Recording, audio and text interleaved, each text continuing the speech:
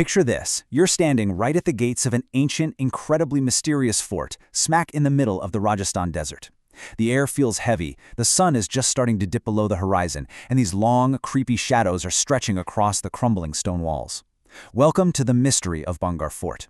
It is widely known as literally the most haunted place in all of India. It's the kind of place where locals absolutely refuse to hang around at night, and where the dark rumors say that if you step inside after the sun goes down, you might never actually come back. But today we're going to ask the big question. Is this place actually cursed by dark magic, or is there a much more fascinating scientific reality hiding in those shadows?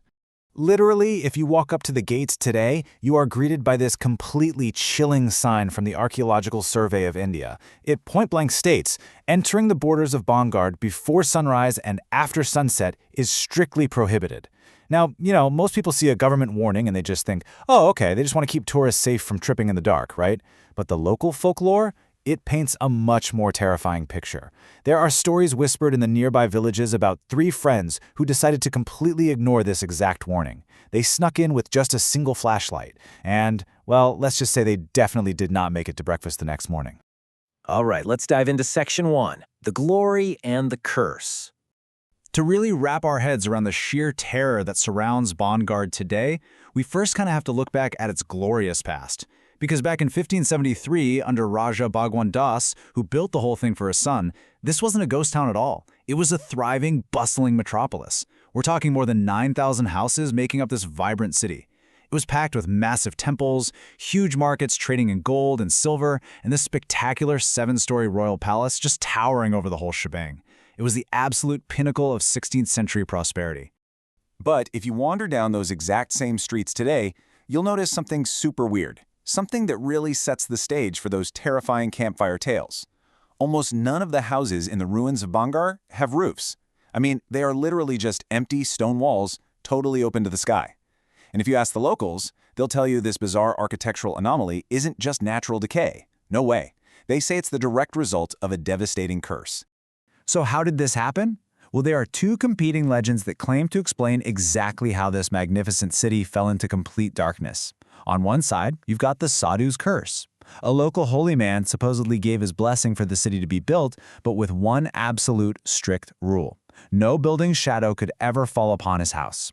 When the towering royal palace eventually broke that rule, boom, he cursed the entire city to destruction. But then, on the other side, we have the tale of the Black Magician, a really sinister sorcerer named Sadhu who had this massive, unhealthy obsession with the kingdom's beautiful princess, Ratnavati. And honestly, the story of the Black Magician is the one that really fuels the nightmares here. It plays out like this. Sadhu tries to trick the princess by enchanting a bottle of perfume with dark magic, thinking it'll make her fall madly in love with him. But Princess Ratnavati, she completely sees right through his trap. She takes the bottle and just shatters it against a massive boulder. Because the potion was enchanted, the magic transfers straight into the stone, causing the boulder to literally roll over and crush the magician.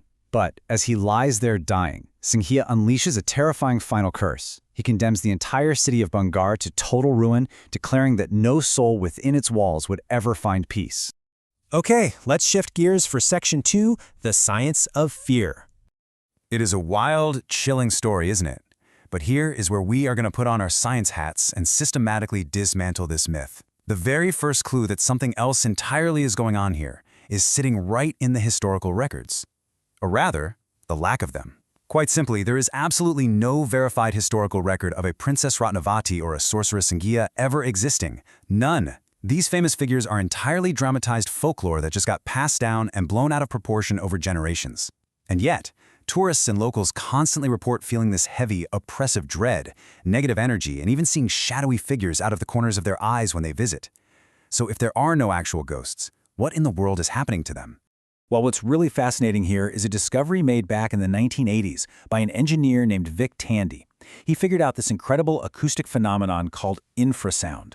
These are ultra-low frequency sound waves, dipping way below 20 hertz. Your ears literally can't hear them, but your body can absolutely feel them. And when humans are exposed to infrasound, it profoundly messes with our physiology.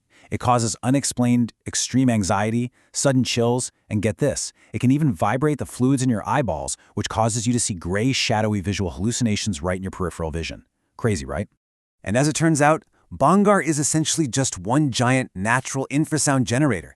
Think about it. The fort is sitting right in the Aravalli Hills, which is a high-risk seismic zone. So you have these minor deep earth movements constantly vibrating below ground, combined with the wind violently whistling through the very specific, weird shapes of those roofless, crumbling stone buildings. Together, they organically pump out these low-frequency waves. People aren't running into a black magician's curse. Their brains and bodies are simply reacting with sheer biological panic to an invisible acoustic frequency they don't consciously understand. Moving right along to Section 3, Screams in the Night.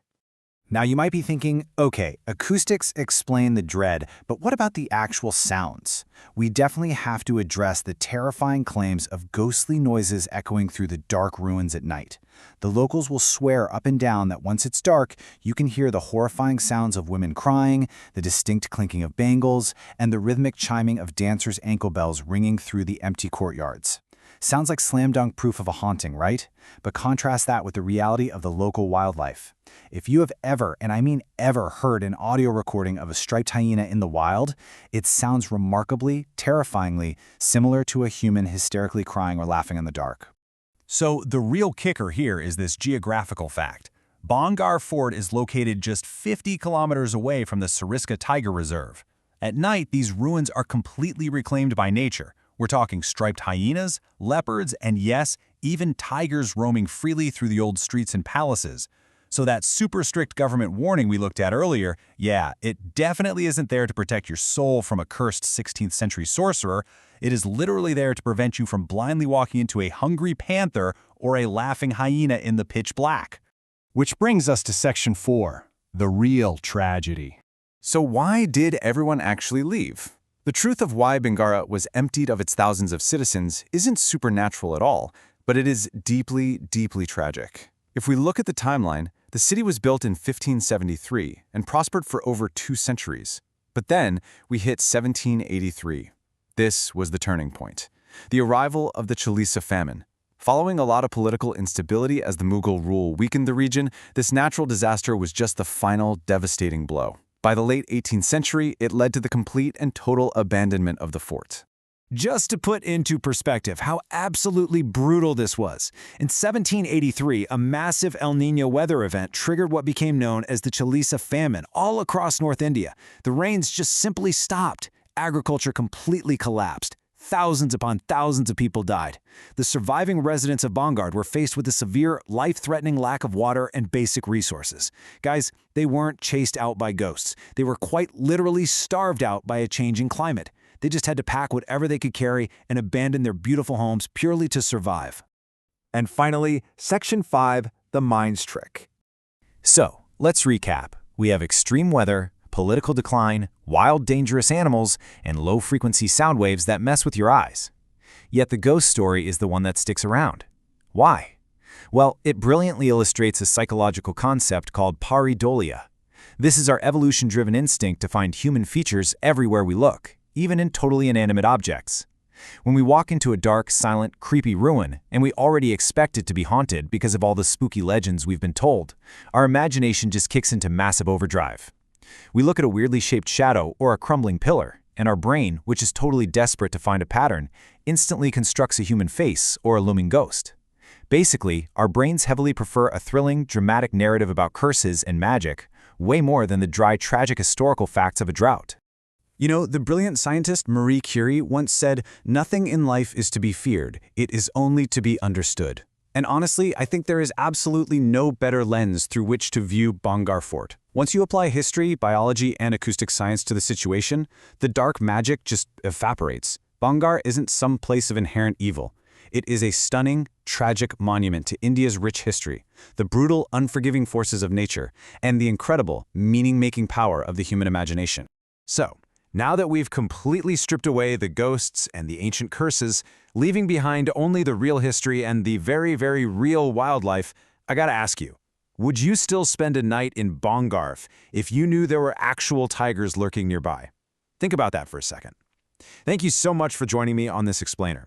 If you enjoyed uncovering the real science and history behind the myth today, keep seeking the truth, and I'll catch you on the next one.